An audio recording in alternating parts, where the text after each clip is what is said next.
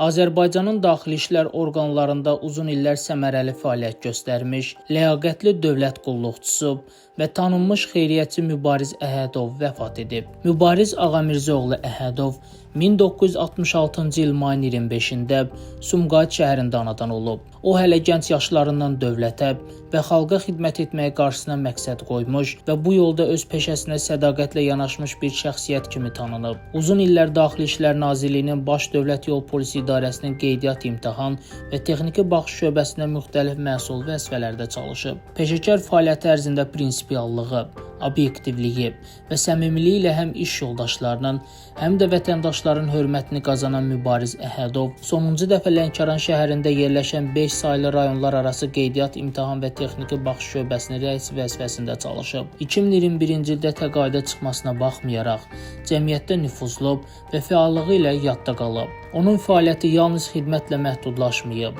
Mübariz Əhədov ölkə ictimaiyyət tərəfindən xeyirxahlığı və yardımsevərliyi ilə tanınıb. O xüsusilə az təminatlı ailələrə və xəstə uşaqlara yardımlar göstərib. Bir çoxlarının həyatında işıq olub.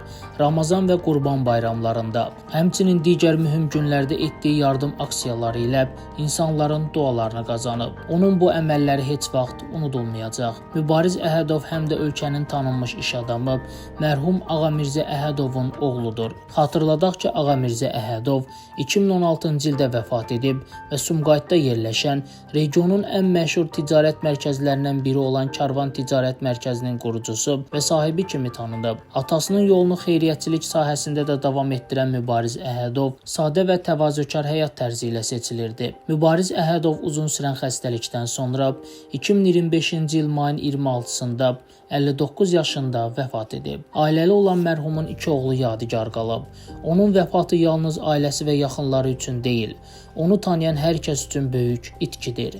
Mübariz Əhədovun xatirəsi onu tanıyanların qəlbində daim yaşayacaq. O, Azərbaycan cəmiyyətində dürüstlük, mərhəmət və vicdanla xidmət etməyin canlı nümunəsi olaraq yaddaşlara həkk olunub. Onun həyatı, insanlara etdiyi yaxşılıqlar gələcək nəsillər üçün örnək olacaq. Allah rəhmət eləsin.